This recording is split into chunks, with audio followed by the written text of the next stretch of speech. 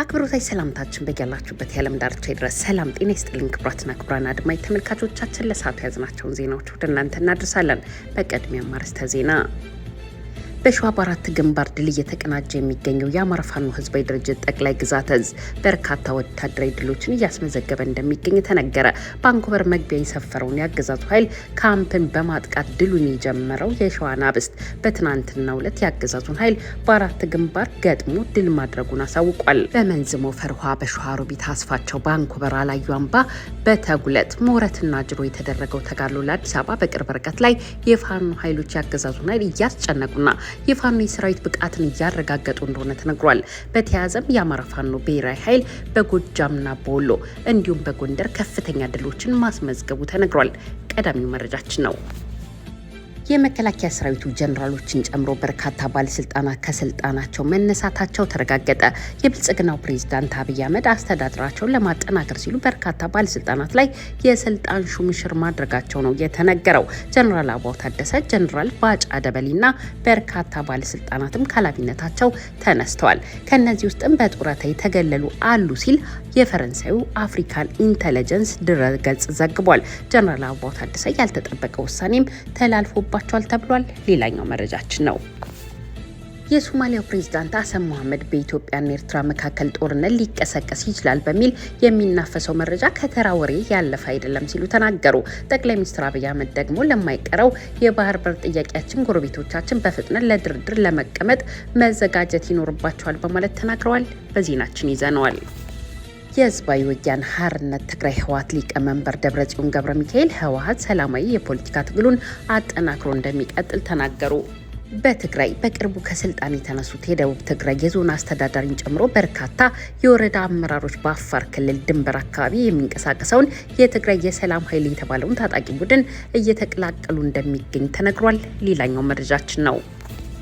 ውድና የተከበራችሁ አድማጭ ተመልካቾቻችን ከላይ በአርዕስተ ዜና ያሰማናችሁንና ሌሎች ተጨማሪ መረጃዎችን ይዘናል።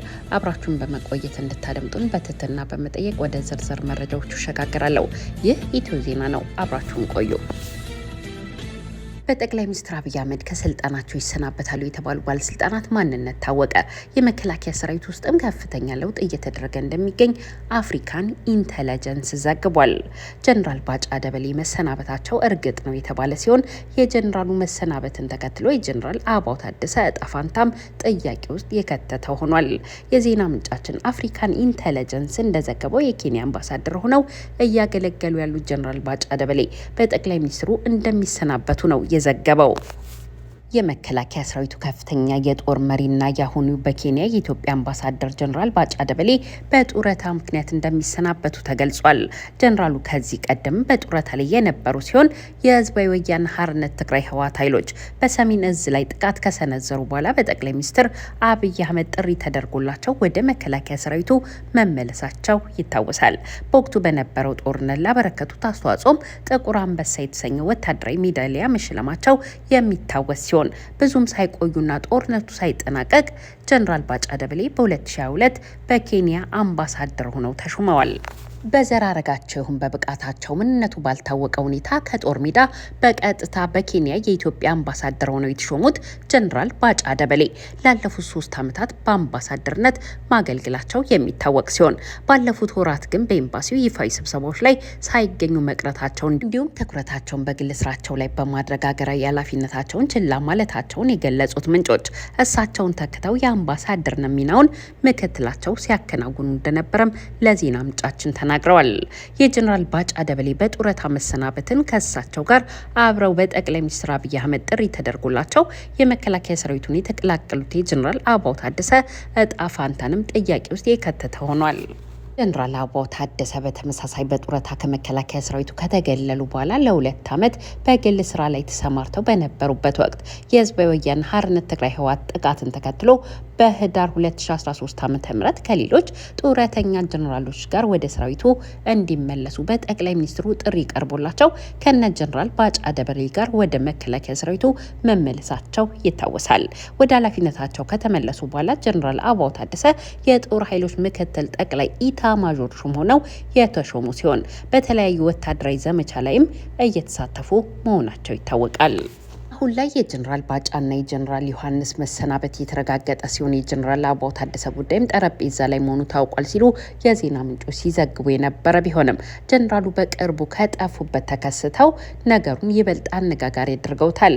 ከጀነራል ባጫ ደበሌ በተጨማሪ ጠቅላይ ሚኒስትር አብይ አህመድ አስተዳደራቸውን በሚያጠናክሩ አዳዲስ ሹመቶች ላይ ትኩረት እያደረጉ እንደሆነም አፍሪካን ኢንተለጀንስ የዘገበ ሲሆን በተለይም በዲፕሎማሲውና በጸጥታው ዘርፍም ስር ነቀል ለውጥ ለማድረግ ማቀዳቸውን ጠቁሟል። የዜና ምንጫችን እነዚህን የሹም ሽረት ለውጦች ጠቅላይ ሚኒስትሩ በ2026 ወይም በ2028 ዓ.ም ለሚያካሂደው ምርጫ ታማኝ ሰዎችን በማስቀመጥ የፖለቲካውና የጸጥታውን ሁኔታ ለማጠናከር ካለው ፍላጎት ጋር የተያያዘ እንደሆነም አክሎ ዘግቧል።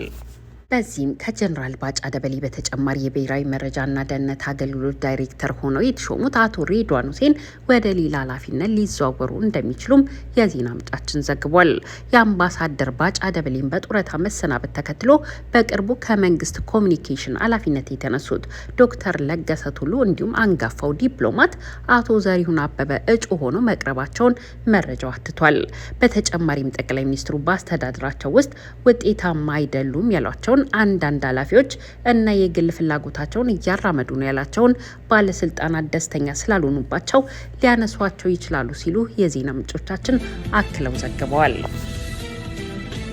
በሸዋ በአራት ግንባሮች ድል እየተቀናጀ የሚገኘው የአማራ ፋኖ ህዝባዊ ድርጅት ጠቅላይ ግዛት እዝ በርካታ ወታደራዊ ድሎችን እያስመዘገበ እንደሚገኝ ተነገረ።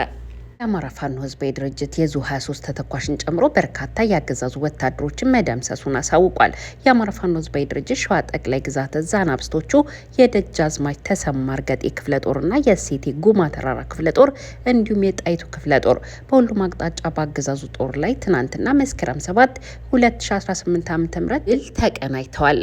በሸዋ ጠቅላይ ግዛት እዝ ተጉለትና ቡልጋ አውራጃ ሞጃና ወደራ ወረዳ የጀግናው ደጃዝማች ተሰማ እርገጤ ክፍለ ጦር አንዲት ግራር ሻለቃና የጀግናው የእሴቴ ጉማ ተራራ ክፍለ ጦር ብሩኬ ደምሴ ሻለቃ እንዲሁም የአካባቢው አባት አርበኞች በጥምረት በሰሩት ኦፕሬሽን በአገዛዙ ላይ ከፍተኛ ኪሳራ አድርሰውበታል። በቀጠናው እየተዋጉ የሚገኙ የፋኖ ኃይሎችን በከበባ አፍናለሁ በማለት የአገዛዙ ኃይል አናብስቶቹ ወዳሉበት ቀጠና ያለ የሌለ ሰራዊቱን ሰብስቦ በሞጃ እና ወደራ ወረዳ ከሳሲት ከተማ ወደ ጋውና ቀበሌ ሲንቀሳቀስ አናብስቶቹ በደፈጣ ተዘጋጅተው ቀለብት ውስጥ ካስገቡ በኋላ የተለመደውን ሽንፈት አከናንበውታል ሲሉ የፋኖ የመረጃ ምንጮች ዘግበዋል።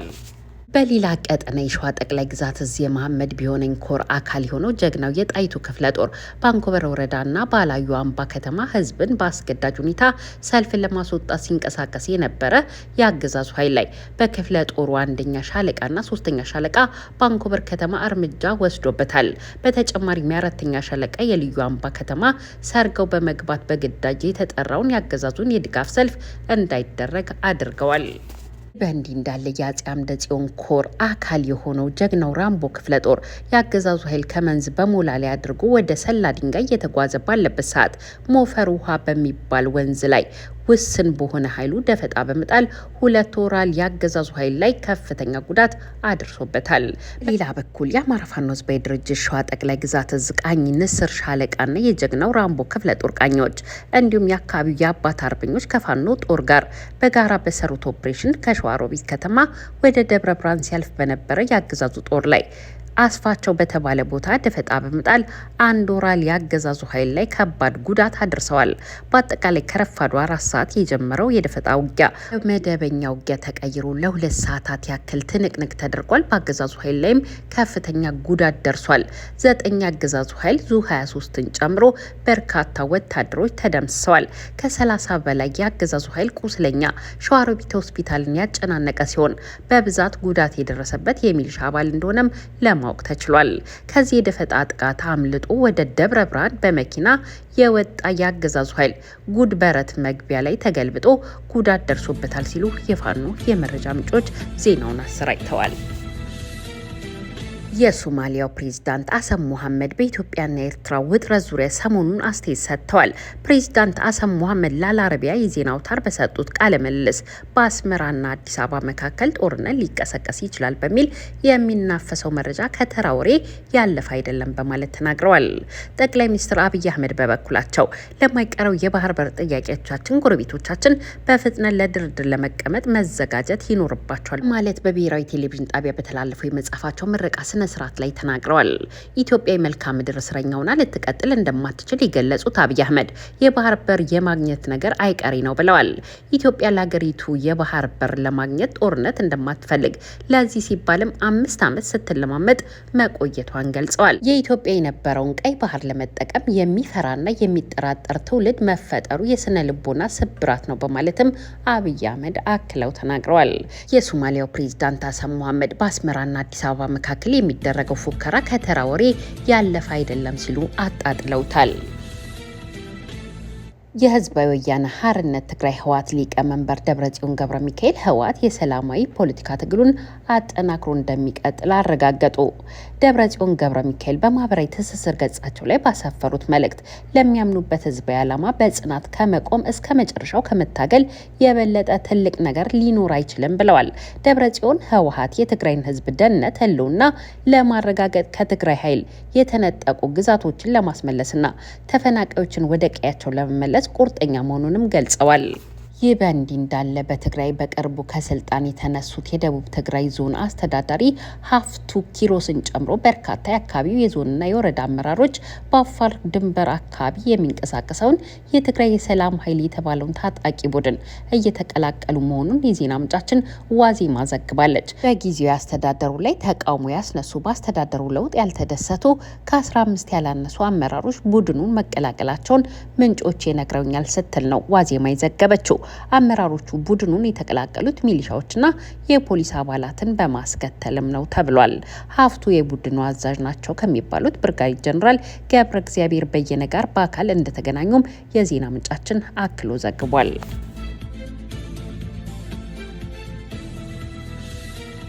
ውድና የተከበራችሁ አድማጭ ተመልካቾቻችን እኛም ለሰዓቱ ያዝናቸው መረጃዎች እነዚህን ይመስሉ ነበረ።